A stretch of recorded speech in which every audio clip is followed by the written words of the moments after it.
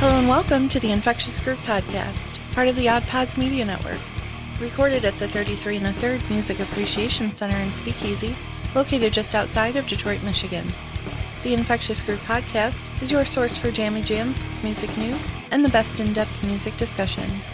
Thanks for joining us. Now here are your hosts. Hello, my name is Russ. Along with me are Kyle and Michelle. How are you guys doing? We're good. At least one of you is not buried in your phone right now, which is a ripping start to the show. I'm looking at my notes, man. Oh, I think she's trying to figure out what album we reviewed. Yeah, she's like, wouldn't it be great if you just accidentally bumped into it? Like, oh man, what album did Who's Next? Wait, that's what it was. So, much excitement, much joy, because we said that in this season we were going to premiere a new feature, which is instead of just rotating through the three of us for our album reviews, we would have a crowdsourced album review. Pretty much every fourth album review will be a crowdsourced one. And so this week we picked the album Who's Next, which was submitted by listener Jamie Porter in Northern California. And this is a record that he had wanted us to listen to for quite some time. He's pretty much been like the moment. I think he might have even been the guy that came up with the idea of us doing crowdsourced reviews and then was like, here, do this. Weird. Yeah, so weird.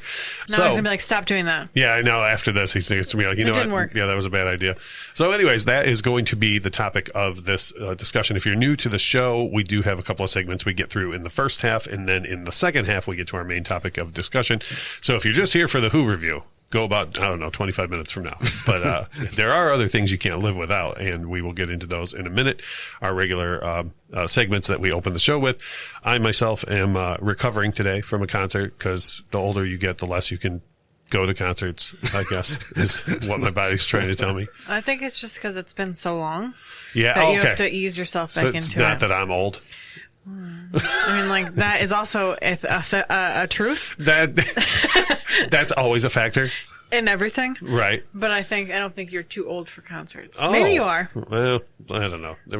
Let's find out together. Let's see what happens over the coming weeks. So anyways, we do have some feedback from last week's episode. Michelle, any idea what we talked about last week? Sweet. All right. Here we go with the feedback. What's great about when this happens, by the way, is that I always edit out 91. I always edit out a good chunk of the silence, so the listeners don't even know that it's like 30 or 40 seconds of silence, but I still leave just enough for listeners to be like, is she for real? 91. Yeah, that is what we talked about. Here we go. Feedback, Joe. Don't worry about that. Right. Where would rock and roll be without feedback? So we did talk about 1991, which leads into our first piece of really cool feedback, in my opinion, which was that we talk about Parker Millsap quite a bit on this show, who is I don't even know, rock, bluegrass, country artist. It's like, I mean this complimentary, but there's not really a way to say exactly what type of music he does.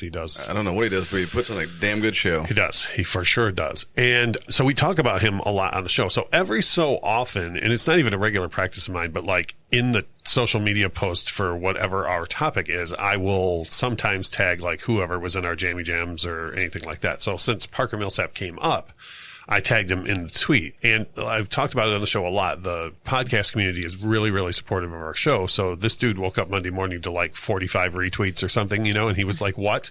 Like, why, why is this happening? So Parker Millsap himself replied to the tweet and was like, I wasn't even born in 91. Why am I in this? And so I said, well, we have a segment where we talk about old. Yeah, absolutely. So, we're going to have this child on my show. I bet he doesn't get sick and tired after concerts. But anyways, so I replied to him and I said, yeah, we have a segment where we talk about what we've been listening to and you come up quite often. Like, we'd love to have you on the show sometime. So he replied to that tweet and was like, oh yeah, let's do it. And then I kind of was like, well, how are we going to do this? Like, he doesn't follow us on Twitter. Like, I don't even know how to get a hold of him, or whatever else. And before I could even react to that, we got a message from our website from Parker Millsap directly, which I thought was awesome. Yeah. Like, meaning that he went to our bio, found the website, went to the website, found out how to leave us feedback. The fact that he cared to do that at all was awesome. So anyways, yeah, we got a message directly from Parker Millsap that said, yo, I'd love to be on the show. My manager's email is fill in the blank here, and he can help set something up. So we are in the process of working with Parker's management because they are in the middle of rehearsals and tour and all that stuff. So everybody's trying to be out on the road and not have all of this shut down again. So we are going to work that out and have him on our show, which is awesome. Yeah. Like Yes. that whole thing came about that way. So What if he could actually be on the show? like come here to the Yeah. house to be on the show. I mean, he can be. I have no rule against Parker Millsap coming here. Is there an age limit? And actually, You have to be 30 years or older. what's funny is when I wrote down a whole bunch of questions already for when we do the interview, like whenever it comes about. And the last question in the interview is, why won't you come to Detroit more? Because we've only ever seen him the one time.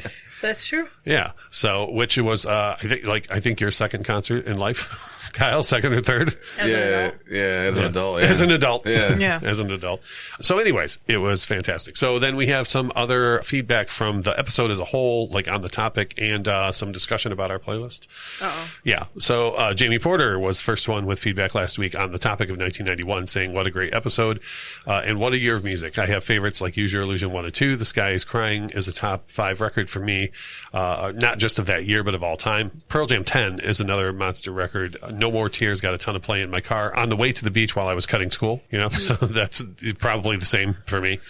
You're going to the beach in Michigan Yes. during the school year? Yes. Got it. On a school day. That breaks so many of your rules just in one sentence. I know. That's just too much. Let's see here. Thank you for picking my record. Russ for sure has heard more than one song on it. Kyle and Michelle probably, which we covered at the beginning. You guys probably have heard more than one on there. And then he said he feels a bit like before, like I must have felt right before we reviewed The Division Bell, where he's all hopeful.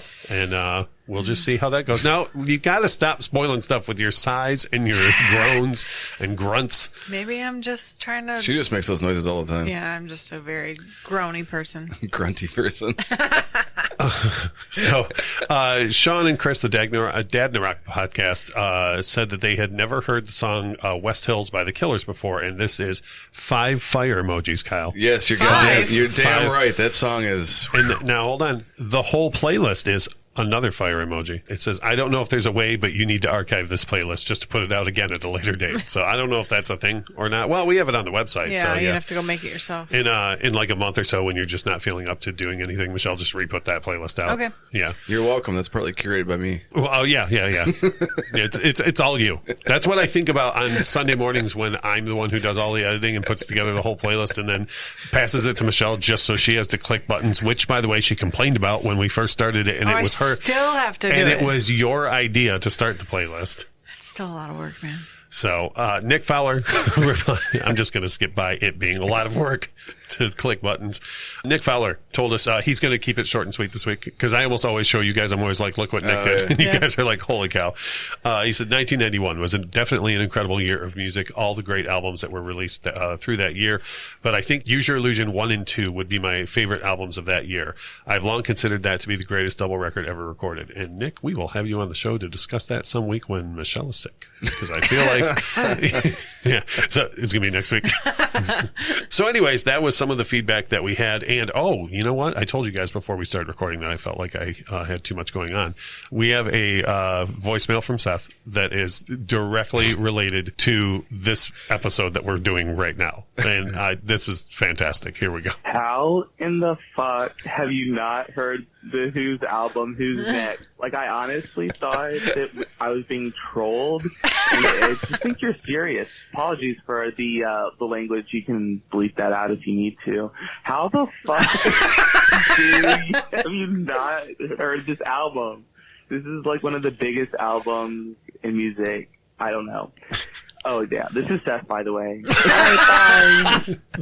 Everything about that voicemail is perfect. You need to Like say that. the fact that it just like kicks right in with how, like, you know, like It turns out that we have heard like half the record because they've licensed half of it to movies and TV shows and stuff. that's true. Yeah. But yeah, I just because you know whenever I get the email, it's like, oh, you have voicemail from a listener or whatever, you know, and I click on it and it's you guys. I mean, I edit them to a certain extent for like ums and ahs and pauses and stuff to make them fit in the show better. But by and large, what you guys hear is like what I hear the first time. You know? And so it's always like, you know, hey, this is Bob and I'm calling about where Seth is just right to the point on this. And I love at the end, oh, this is Seth, by the way, like in case we were somehow confused. That's awesome. About the whole situation. So anyways, that was all the feedback. As always, you can get at us on all social media.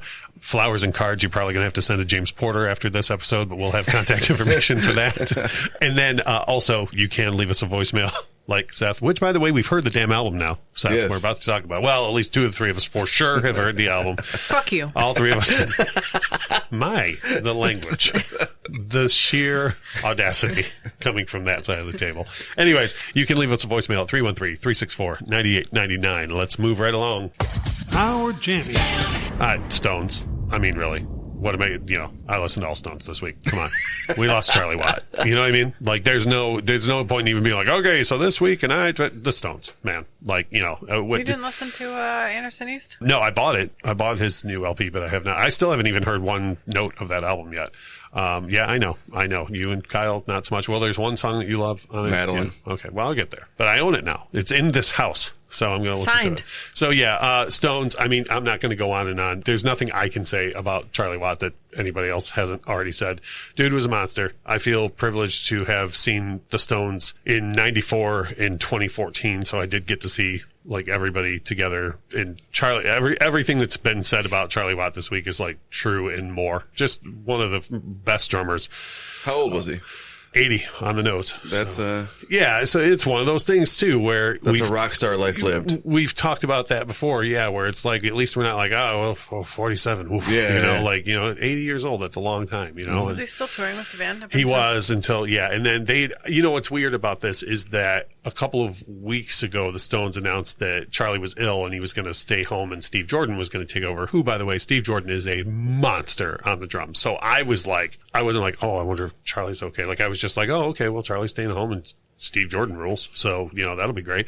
And then it didn't even cross my mind again until the Stones put out the statement, and they were like, yeah, Charlie's gone. Yeah. And I was like, oh, yeah, I guess I should have thought about that, but the Stones are going ahead with their tour with Steve Jordan on the drums. And I'm sure there will be all sorts of tribute and so on and whatnot. But anyways, with the Stones, as far as my Jammy Jams goes, and if you listen to our playlist on Spotify, I am Stones agnostic. Like, people are like very, very, very loyal to like early Stones or 70s Stones or 80s and 90s Stones, and like, you just play whatever. Like, you know what I mean? Like, they don't really have anything that I've ever been like, oh, well, that's just trash. Like, even stuff like Shattered and like some like Brown Sugar. I fucking love that song. Brown Sugar. Brown Sugar is a whole different deal. But yeah, but like a lot of people. Okay, but you get a lot of people that are into like Mother's Little Helper and 19th Nervous Breakdown, like early Stones. Yeah. That'll be like Shattered. And then a lot of people that came into the Stones around like Mixed Emotions, Shattered, Miss You are like, they were just a blues band in the beginning. You know what I mean? So like for me, it's just all there, like I'm fine with whatever you put on. I even like, they put the last couple of things that they put out, like they put out a couple of singles over the past couple of years that were just ripping, man. They were ripping for 30-year-olds, let alone 70 and 80-year-olds. So Stones all this week for me. Charlie Watt, rest in peace. It sucks that he's gone, but you guys know this. The next 2 years of the podcast are pretty much going to be rest in peace episodes constantly because of the age of all of these monsters that are going to be passing away. So you have that to look forward to, Michelle. Hooray! Yeah, and for most of the time, Michelle's going to be like, "Now, who is this now?" So Ozzy, you say Ozzy sang before the reality show, and Crazy Train wasn't on No More Tears. That's interesting. I did have one person tell me that they spit their coffee out last week when you asked if Crazy Train was on No More Tears. Is it? It is, in fact, not. Believe it or not. You would think that his lead single from the album 10 years before No More Tears would have been included on No More Tears, but it was not. So you think that I don't even remember what we talked about last week. I don't even remember the answer to those questions that I asked last week. Right. If you're ever birthday shopping for somebody and they need a copy of Crazy Train, don't buy No More Tears. Just remember that. Although I know you well enough to know you'll be in the record. Was I supposed to buy No More Tears? It is on. There was a whole thing about No More Tears. There was a whole thing like about No More Tears. I bet Crazy Train is on this. Yeah. And I can't flip it over, and I sure as hell can't Google it for myself. No, I have to text you. Yeah, you definitely. I want next time you're at a record store and happen to see that album, send me a picture of it and be like, Crazy Train on this. Well, Dearborn Music's super far from my house. So. Well, yeah. Did you ever spend your birthday gift card, by the way? No, it's still in her purse. Oh, I'm really glad that I went through all the trouble to get that for you. Please share with Does us it when you go to expire? No, my appreciation does. I'm saving it. Yeah, for a really, really rainy day. I don't even have any records I want to buy right now. Yeah. I'm sure Kyle does. Yeah. It's not Kyle's fucking birthday. Kyle likes to think of it more as you guys as a gift card. And he likes to share. Anyways, Stones for me. Kyle, what have you been listening to? Well, Kanye West had another had another listening event. I know I always make this correlation, but that's now I know what it feels like if we were doing this podcast like 12 years ago. Yes. I would be like, you guys, the GNR record is coming. Supposedly there is a final date of September 3rd or 6th. Whatever, him and Drake, I guess, drop on the same day now. Weird. Yeah. But those kids are fighting. Yes, they are. I heard the one gave out the other's personal home address. His phone Which, by the number, way, too, I I've only think. done that once to Michelle on this show so far. Only once. That's our personal address, though, by the way. Yeah, now it's ours. Now it's ours. Anyways, so So it was the third iteration of the Donda listening thing. It happened in Chicago this time, but I just want to say that if Kanye West is nothing else, he is a performance artist For sure. to the fullest. This thing was a fucking spectacle that like you would have never. And it started 2 hours late. we've talked about this a lot on the show, but nowadays you have to find new and creative ways to market Yes. yourself. And this is a new and creative way. He to also market yourself. So he was 2 hours late, and Are you sure we're not talking about Axl? yeah, I was like, God, what the fuck is going on here? And it was streams live on Apple Music exclusively or whatever, but there's always streams on Oh, of YouTube and course. shit. Yeah. But now they've caught on, and like literally halfway through, all the streams on YouTube went down at the same time Oh, wow. as like copyright infringement Yeah, or copyright strikes or whatever. Kyle, are you trying to say you didn't pay to watch this? No, I don't have Apple Music or use Apple products. That's not allowed in your house. not paying to watch things. There's plenty of other ways to watch. But anyways, it was fantastic. The songs were different than than the last time we heard them. You are talking about GNR. Is this whole thing just a long troll? Like, and you're going to be like, oh, he changed the name to Chinese Democracy. Oh, and surprise, Marilyn Manson was there on stage on the front porch of the house that he had built on stage. Sure. Just hanging out. As you do. Yeah. But the whole thing was just...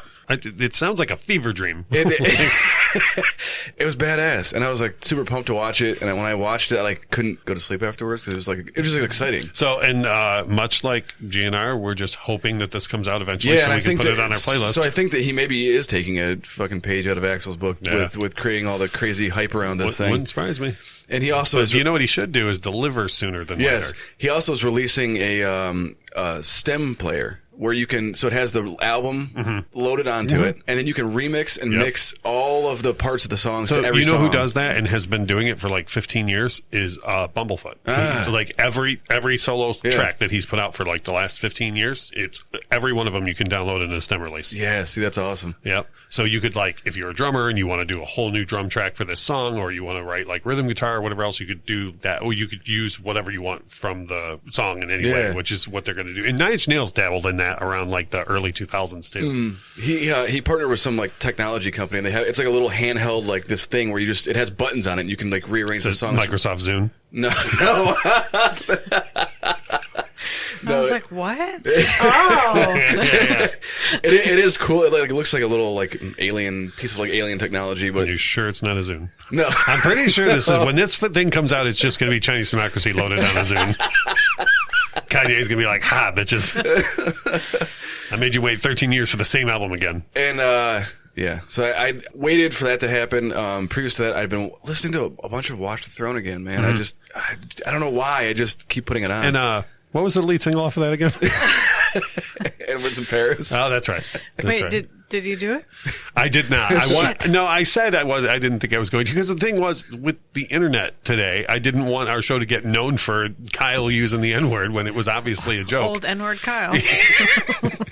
Well, the best part, by the way, when I was editing last week's episode was when I said that I was going to do that, and then you immediately go, Kyle, hard R and everything. Absolutely killed me. So anyways, Watch the Throne. Yeah, I've been listening to that, and then Halsey released her new record, which I can't remember the I name have of. seen the only thing that I've seen on that is anybody posting it as like, Jesus Christ, the new Halsey, or like, oh my God, the new Halsey, and like nothing telling me one way or the other if it's good. So she did exactly what Kesha did, basically, where she was like known for this like sexy party One girl, type of music, and then she stepped back and was like, no, I'm like way more than that, and that's what this record is. It's like just take a page out of the old Taylor Swift book. Feminism, women empowerment. Give it the old, hey, there's a lot more to me than what you read. She just had a baby, so it's very like pro breastfeeding and like all this like non-body shaming stuff. But you're going up to 6 years old with breastfeeding, right, Michelle? Minimum. Hard stop it. No, okay. I thought it was going to be a hard stop it. No, I'll have to go to the kindergarten for lunchtime. Sure. Absolutely. But yeah, so that to me, and I mean this in every way complimentary, that is a page out of the Taylor Swift book of like, there's more to me than what you read on TMZ. Yes, and for a long time, like she was connected to G-Eazy because they were dating. There was just nothing where she couldn't. I swear to God, I thought you said connected to Jesus. Like, okay. She was dating Jesus. In her heart. So this is very much, We I think, all are. her record to prove that she can stand on her own by herself. Good. I've only made it through like half of it so far. But you like what you hear? The whole record. I need to hear the rest of it before I can really speak on it. But it's like even the first like 5 tracks, they're all completely different from one another. Right. So it's very, very strange how they're arranged. Yeah. I don't know. I have to listen to the entire thing. So that makes sense with what I've seen, which is literally all the feedback I've seen is people just being like, Jesus, the new Halsey, and that's it. Like, so maybe people are like having a hard time digesting Yeah, it. so it's called If I Can't Have Love, I Want Power. Well, there you go. Yeah. And it's just what I've heard is very, very different than the song she did with Benny Blanco For and stuff sure. back in the day. Yeah. So, well, I'm a big track listing guy. Yes. So, like, if it doesn't flow exactly, I'm going to be like, It already flows weird, and I've only made it through Yeah. a quarter through the record or whatever. All right, well, we'll revisit that. I mean, Yes. put some songs on the playlist that you like. Yeah. But we'll revisit the actual like record itself in the future and let us know. Basically, if it's on your Jamie Jams next week, then we'll count it as good, and if it's not, we'll never speak of it again. Michelle, I neglected to ask you 2 weeks in a row if you have Jamie Jams before the episode. I'm You're gonna putting me on the spot, man. I am putting you on the spot because we never do this exactly the same point in the episode every week. I'm going to guess that you have one full Jamie Jam, and that's it. I have like a few. A few? For the listeners, please. A few. Oh my Maybe. God. Buckle Kind up, of. everybody. What are your Jamie Jams? They're all Michelle? different versions of the same song. It's all the techno remixes. Yeah. So we got a new car this week, Oh boy. and I've been bumping the rap in my mom mobile. And Dude, the sound system is so good in that Bumping car. I the don't care what rap. anyone says. Bumping the It is rap. Bumping the rap in your Dodge Journey. Which, by the way, I drive a know Dodge that Journey. our listeners have got to know us very well, and they know that we do a lot of dry humor. That was not dry humor. She, for real, just said she's bumping the rap, In my and she Dodge did Journey. own buy a Dodge Journey. But go on. So, yeah. I like, by the way, how I'm the old one, but you bought a Dodge Journey this week. Is that an old person car? That is, go on. Your lady wants one. Yeah, well, my ladies wanted one for like. She had one. She grabbed the brass ring years ago, and I made her get rid of it. So, anyways, in your Dodge Journey, what are you bumping? It's been, I just put on one of the rap playlists, but it's been like Dr. Dre, The Watcher. It's been a lot of Ludacris, Eminem, Big Boy, stuff like that. So it's been a lot of rap. Finally, we got it's not fancy. It doesn't have Bluetooth. So I finally was able to Bluetooth to my car the other day. Oh, so boy. through a whole kajigger. Oh, sure. Yeah. So yeah, Definitely that's not sounding like the old person on the show. that Kyle had to set up for me because I Yeah, couldn't yeah. figure it out. She spent about a half hour in the car and was like, "This doesn't work." And I was like, "I feel like it does." So I went out there and like within 1 minute, I was like, Based on your "It track works." record, Michelle, we're going to say that it does work. So A lot of rap jams. in my mom Which, by the mobile. way, we won't go off on a tirade on this, rather, but The Watcher, though. I know. That's one of like the most I was underrated going to say, I Dre was tracks. very impressed that she listens to that because that's one of the greatest like Dr. Dre songs ever. I'm going to try so hard not to go off about this, but just the line where he talks about how would you feel if people wanted you killed? You'd probably move to a new house on a new hill. Like Yeah. the first time I heard that line, I was like, yeah.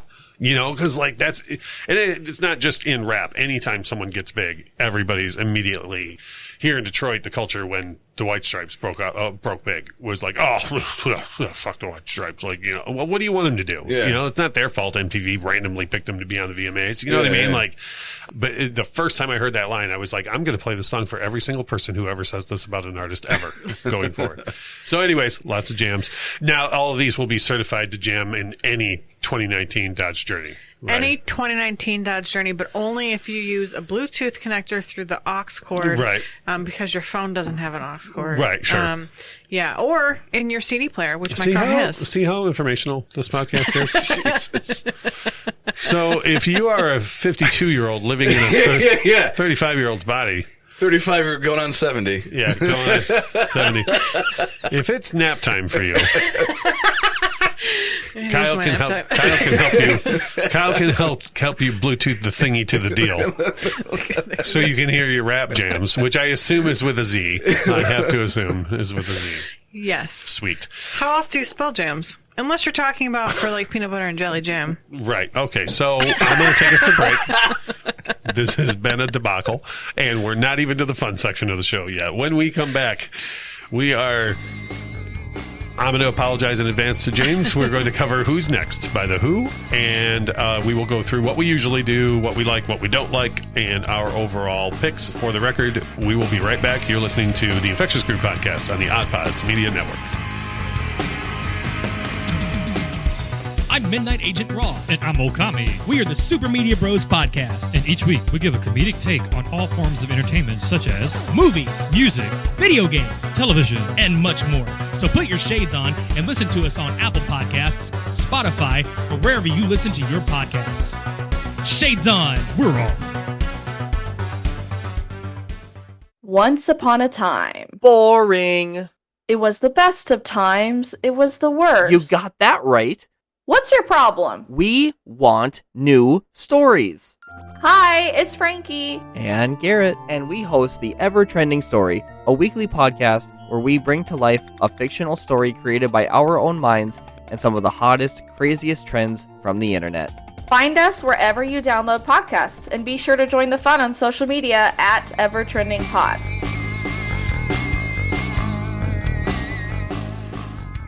You're never going to believe this, listeners, but there was even more Dodge Journey talk during the break. I went ahead and saved everybody from all that talk and brought us back into the episode. If anybody wants to know, just let us know. I'll let you know the rest of the Dodge Journey story. Moving on. The Infectious Group podcast. Album review. Oh, I'm sure I'll say something dumb. I assume Michelle's going to live right up to that drop in this episode. No. In many different ways. We are taking a look this week at The Who's fifth studio album, Who's Next, released August 14th, 1971.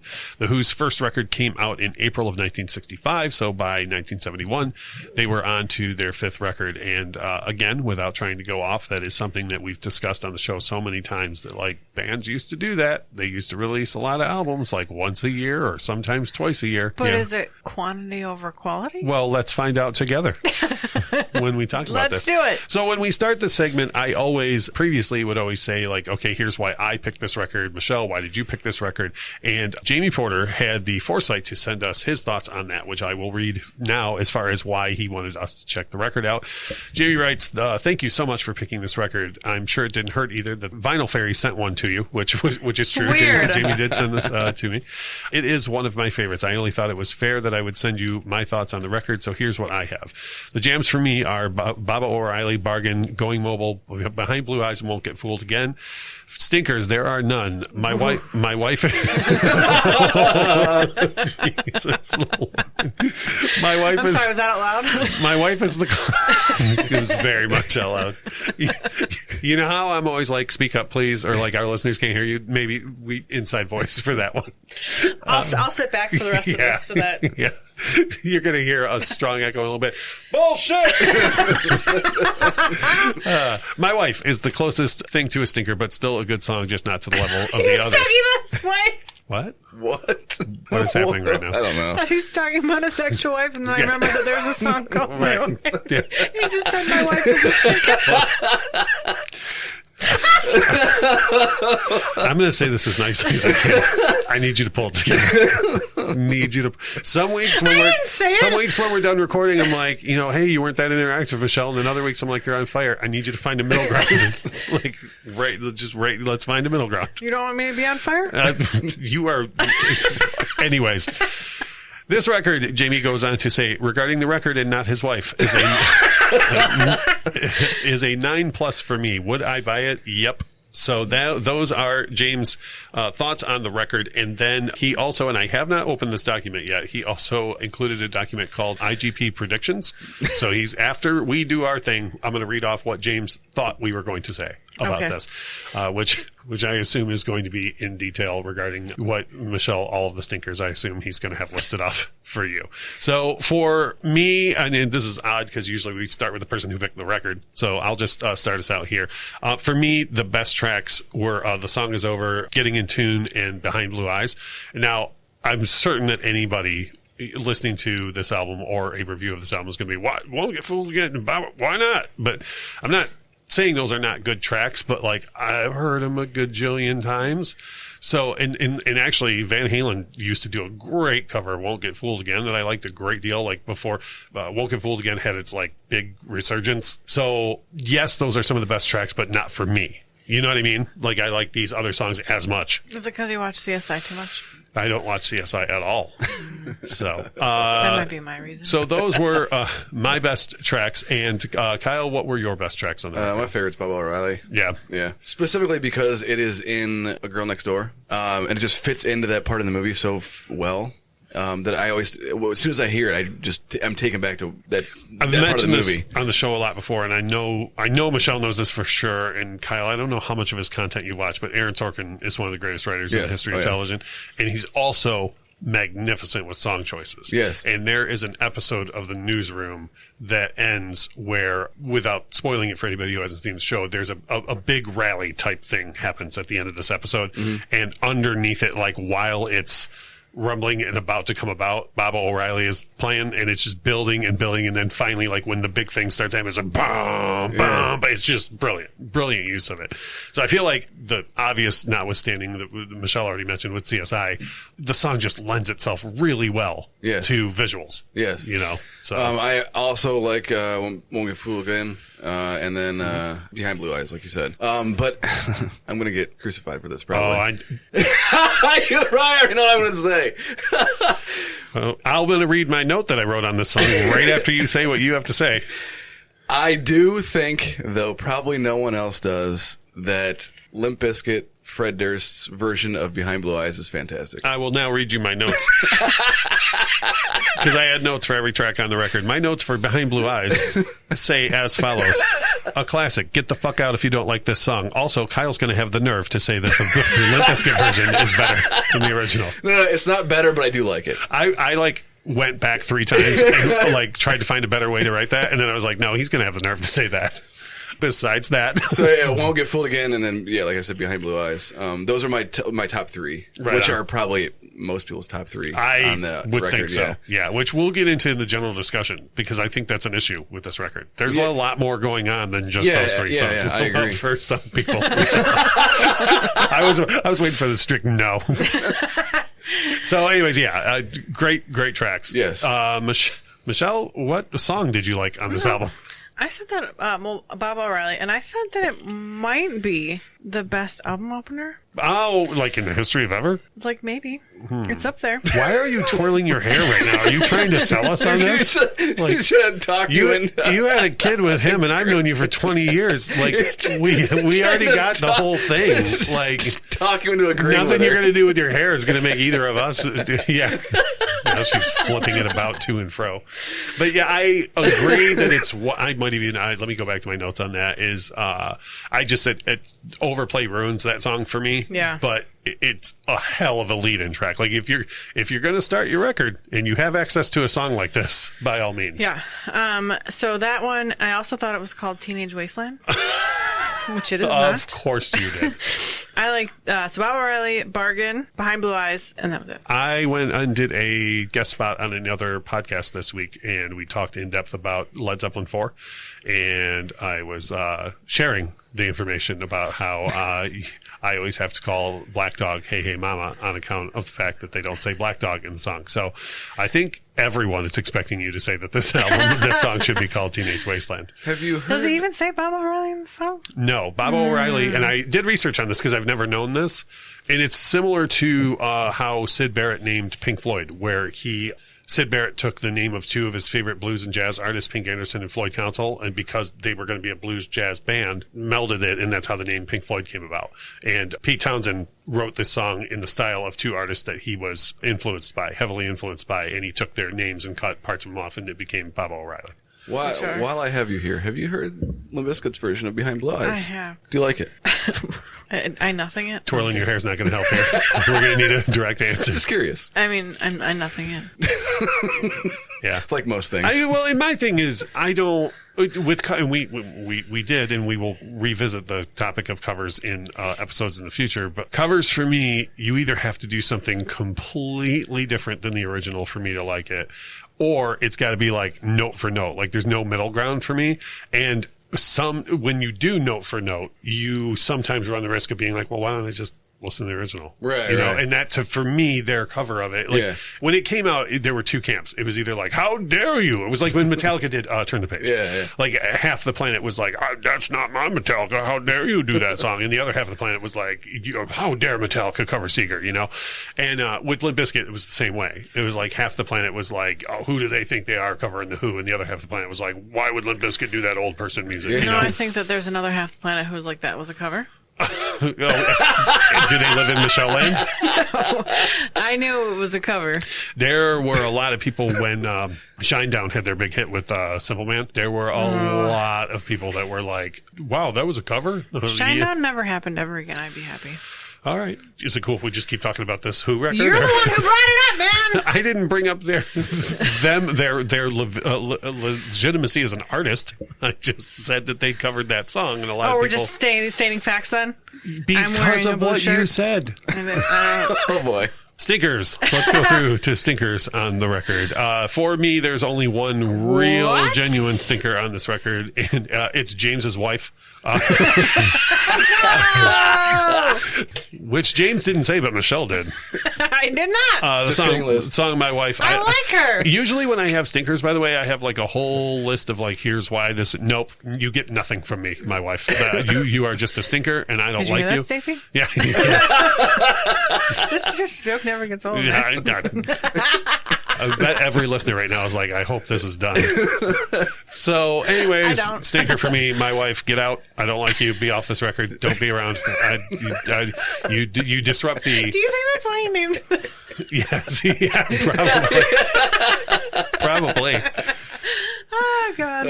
So, yeah, that song's not for me. Kyle, stinkers. Nah, no turds for me. What? Yeah, I can literally put this record on and listen to the entire thing all the way through. It's fine. Okay, so going over to Michelle here, the woman who can bring sometimes half a jammy jam to an episode now has a complete list of stinkers to share from this album. I think the track listing goes good together, and I can listen to the entire thing, and there's songs at the beginning and the end that I already knew previous to going into listening to so this. I will say that my wife excluded for obvious reasons. By the way, the Who, you're on notice. That's a stinker. The flow of the record is great. Yeah. In as much as when I listened to it on LP several times, but when I put it on Spotify, I didn't even notice when it went to like a next record, the next song when I was doing stuff in the background, which in that instance is a compliment because like, you're not like, whoa, like, I think that them, because they license so much of their music out to movies and TV shows and stuff, it's both a blessing and a curse because like it gets a lot of people to know like, oh, I know this song, and oh, it's the Who, that's cool, whatever.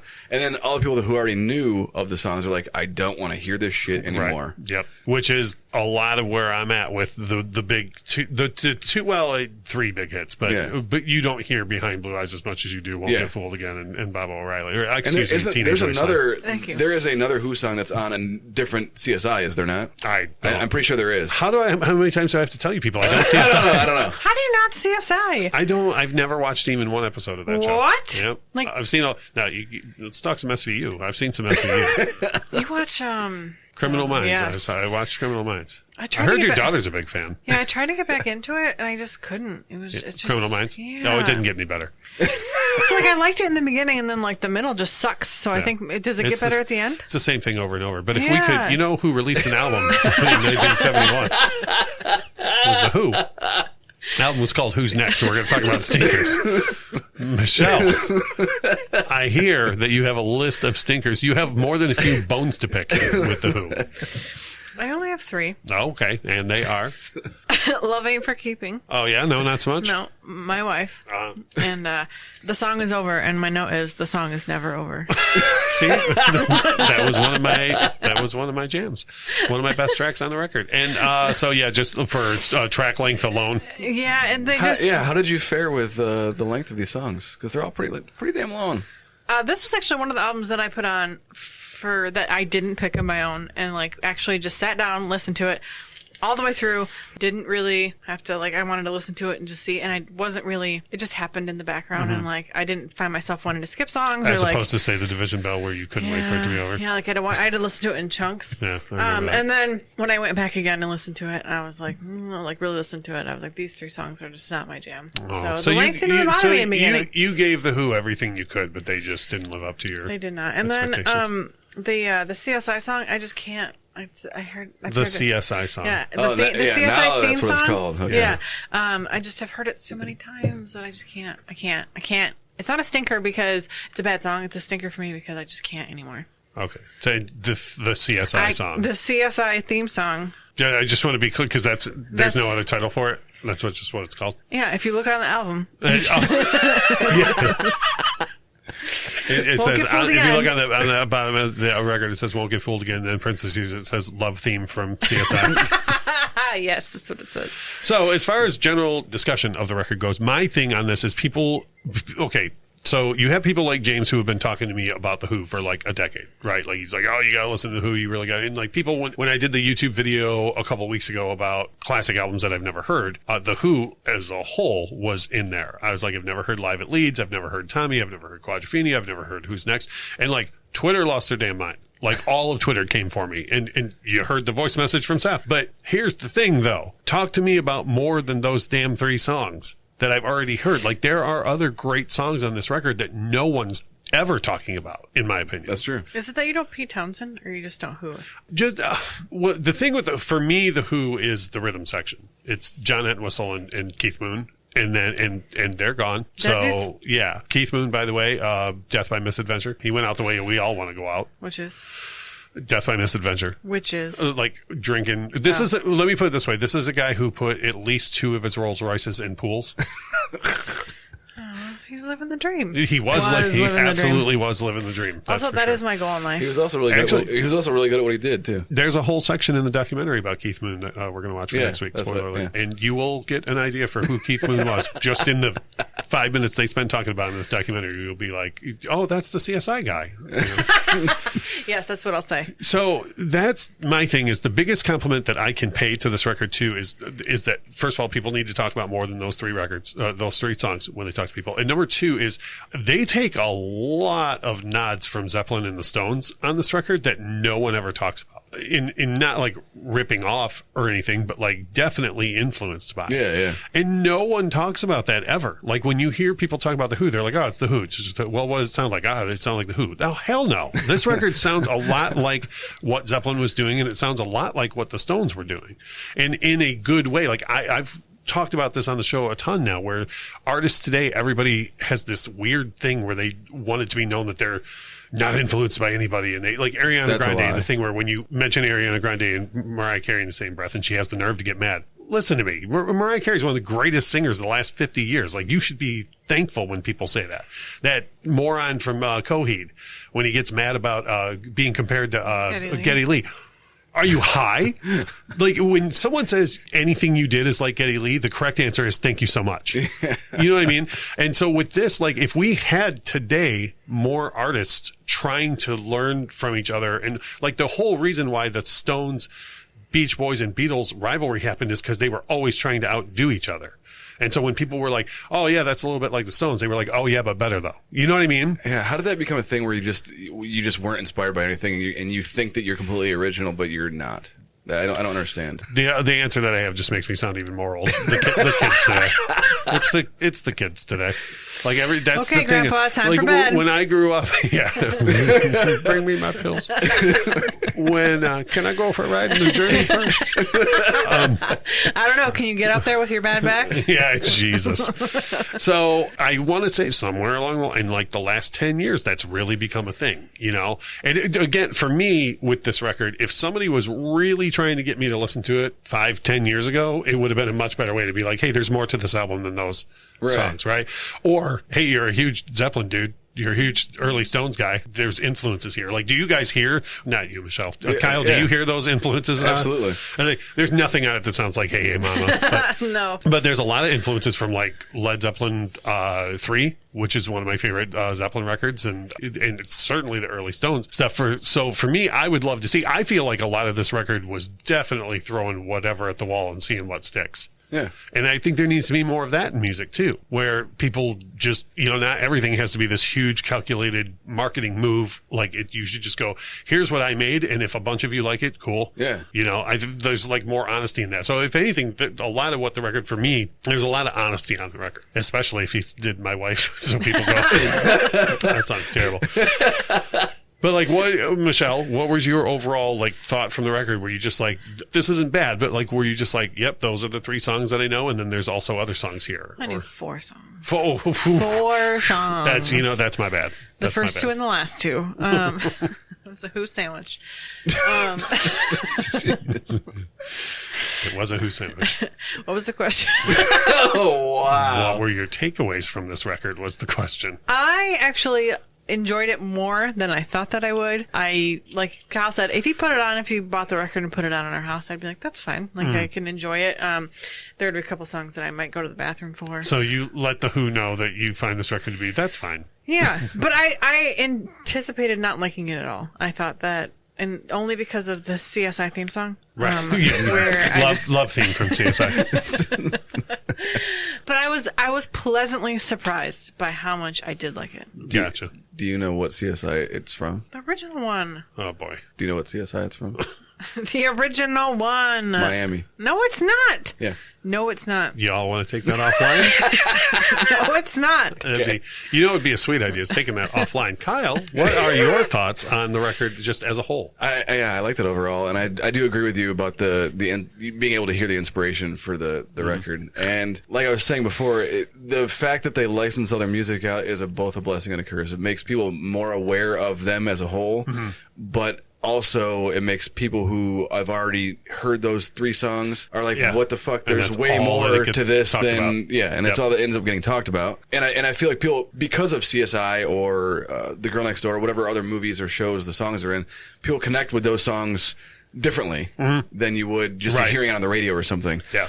And I don't know. It's a good record, and I think that I only ever knew the same popular songs that everybody else knew. From the Right. Who. Oh, yeah. Me too. So digging in, like, other than Michelle over here, who knew Bargain. Was that a single? I don't. No. I'm not asking you. You just did ask me. Did I say, Russ? Is this a single? You were looking at me. Kyle, go on. Was this a single? Man. Rare form. Go What am on. I supposed to look? Go on, Kyle. But I am glad that I did dig into it because I enjoyed it overall, and I would absolutely put it on and let it play. Right on. Yeah. So let's do our ratings, and we're going to do our ratings, and then we always say, would you buy this or not? Would you recommend someone else buy it? And then we have this special deal, which is going to be a thing going forward. So if you're listening to this and you're raring up to give us album choices, just know that going forward, we're going to require that you do this as well, because I think it's going to be really fun. Overall rating for me, I'm going to rate this higher than I think most people think that I would. I'm going to give it an 8 out of 10. And You're right. The reason You're right. You're right. What? He's right. Who's right? Kyle's right. About what? Crime stuff in Miami. Yeah, that's so weird. Can we please move on from CSI? And he is also right that every CSI has a Who theme song. Let's pretend. I know, man. Let's pretend that we're in the portion where we're talking about the album ratings. But we're talking about crime Mine stuff in is Miami. 8 out of 10, and the reason why I have this as an 8 out of 10 is there's only one stinker for me, and your wife. And my wife. And then outside of that, across the album, there's some real so-so lyrics, like some things that were just like, these words rhyme. There are songs that are deep, but then there were a great majority of songs where I was like, you just wrote some stuff down? Like, and those are the lyrics. Okay. You like Beck, though. So, what? Beck just writes stuff down. No, he did on his lead single like 20 years ago. But yeah, he did that one time. Sure. Kyle, what's your rating of the record? Oh my God. I gave it a 7 out of 10. Whoa. So I have a stinker. You have no stinkers, and you gave it a lower rating. I'm going to need to ask for your justification, sir. Yeah, it's just not, it is not something that I would put in, like, if my records were separated from, like, what I would listen to all the time or, like, my favorite records, it wouldn't be there. Right on. So it's just not a... Good record and just not enough to move you. Yes. It does, and it does drive me crazy a little bit that some of the songs are so overplayed that you cannot avoid thinking that. Which is why I had the two biggest ones. And it doesn't make it it doesn't make it like Pharrell Happy Stinker territory, but well, we know. But it does get annoying, and maybe I don't want to think about CSI Miami every time I hear that song. Sure, but CSI Miami, you say? Yeah, so that's weird. One thing I didn't cover, so I'm going to cover mine real quick and throw it back to you. Was would you buy this album? No, I never did. Someone bought it for me, but based on what I heard on this, I would now identify myself as Who curious. Like I would listen to more Who based on owning this one record. So Kyle, would you go out and buy this record? If we were, imagine a fantasy world where you go to Dearborn Music and someone has a gift card. If they had a copy of Who's Next sitting there, would you pick it up? I would not. So if I went to the record store specifically to find something, I would not obviously by accident grab this record, but I would buy it, and I actually want to dig into more Who stuff because of listening to this entire thing. With it. Michelle, you won't buy any record, but if you were going to buy a record, would you buy this album? You're not even going to ask me my rating? Well, sorry. I got myself screwed up. I just figured I'd ask for your rating and you'd somehow mention CSI again. So what's your rating, Michelle? 6 out of 10. 6 out of 10. That's a no buy for you. Yeah, I wouldn't buy it for myself, but I wouldn't. If you put it on at Music Mag, someone had pulled it. If Jamie was here, I would like sit down and listen to it. Or if Kyle you'd let Jamie listen to one of his favorite albums. If Kyle bought it and I stumbled up and he just put it on, I would let him listen to it. You know, I wouldn't be mad about it. Would let him listen to it. Fantastic. So 6 out of 10. I would not buy it, but I would recommend other people who like the Who pick it up. I wouldn't discourage anybody from purchasing it. You would actively protest. I would not sit outside Dearborn Music with a sign that says "Do not buy." Who's next? You're next if you buy this trash. So your wife. Yeah. So here are Jamie's bullet points for what he thought we were going to say. Oh, this is going to be fun. Now, I'm looking at this at the same time as you guys. I saw the attachment, I opened it and minimized it, and I'm going to read this as it happens, so this may be offensive. I don't know. I don't know. He's first bullet point. There are more songs on this record that you had heard or that you had heard of than you thought when it was picked, which is true for Michelle. Yes. There was at least one more song, and for me, I was like, nope, I don't know any of the rest of this. So someone will say that Baba O'Reilly should have been called Teenage Wasteland. That's not. He did not say that. I'm looking at it right now. He did not say that. It's right here. I'm looking at it right now. There will at least be one song on here that someone, in parentheses, I'm looking at you, Kyle, has heard a cover version of and didn't know it was a cover. You knew it was a cover. I knew it was a cover, yeah. And then we labored the point of Michelle saying that people probably didn't know it was a cover. So Kyle knew it was a cover, yes, but he left-hooked you, James, and liked the Limp Bizkit version more, which I feel like is right now James can't hear the rest of this because he's thrown his device that he was listening to. CSI will be mentioned. Yeah, it says. He actually put in all caps, yeah. Did he put sunglasses on when he said it? I'm sure he did. Yeah. Someone will say that the song is over is too long. So, there you go. It's never over. The rhythm section is on fire throughout this whole record, which ding, ding, ding. I got that. Are we taking shots for these? Yeah, we definitely should. Yep. And I predict that the average rating between the three of you will be 7, which I believe is correct, right? Because I gave it an 8, you gave it a 6. Yeah, so sure. Yeah. In the range. So somebody math it. Damn. Somebody do some math. It sounds like he listens to this podcast. It's almost as if he knows us, which is weird because Michelle's all, you don't know me, but it turns out you don't know me. If you'd like, I can forward that email to you so you can frame that and put it on the wall. The thing where someone said exactly what you were going to say. My favorite thing is where you're like, it does not say that. I'm reading it right here. As you're typing it. Yeah. Also, he was like, I love my Dodge Journey. Somebody will mention a Dodge Journey. So here's the thing with this, and I want to throw myself at the mercy of the court here, where it was danced around that we'll start having revenge picks.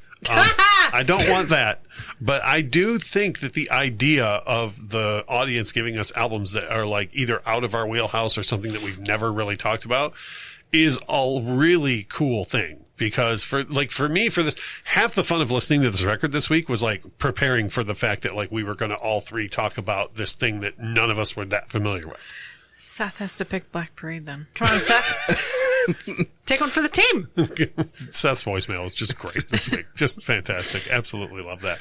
So anyways, that was our wrap up on The Who, Who's Next from 1971, a record that Kyle might buy if it was his, if it was in the record store, a record that Michelle doesn't mind if you put on, and a record that I own. It's fine for you. Right. Yeah. What might happen is I might listen to other Who records and then realize that I like them and then have to have them all, so then I'll end up inadvertently buying this one. I think that what's going to happen for me is I'm going to get The Who Live at Leeds because it's a legendary live record that I've just never listened to on account of the fact that it's The Who, you know? And based on this, it's like, well, I might as well listen to that because in many ways live albums end up being hits packages. Yeah. So I'm sure there's like other stuff on there that I would like. So With the other CSI themes? Yes, all of the other CSI themes. I'm really glad that you found a way to mention that one more time at the end of the show. Next week on the show, we are going to discuss another documentary, which Kyle has already seen. I came here today all excited to tell you guys about this documentary, and Kyle had already watched it. Yes. So, good on you for being on it. There's a documentary on Netflix all about drummers and the love of drumming called Count Me In, and I loved it. We're going to see if we can get Michelle to watch it for next week. Without spoiling anything, Kyle, is it more of a documentary than Summer of... Oh, hey, Michelle, you wanted a documentary, and guess what we got you? Yes, it is. Actually, someone at work asked me the other day if I had seen Summer of Soul, and they wanted to know what I thought about it. And you were like, hey, I have a whole podcast where you can hear me talk about it. I did say that, but then I also said it wasn't a documentary, and they should watch the documentary. You spoiled the whole episode. What episode? The episode we did about Summer of Soul. So that nobody can ever listen to it ever again now? Well, your entire thoughts on it were that if the person was supposed to listen to the episode to get your thoughts, you just told them what your thoughts were. Yes. So you spoiled the episode. God damn it. Holy cow. Like we always say about this time, without music, life would be a mistake. Bye.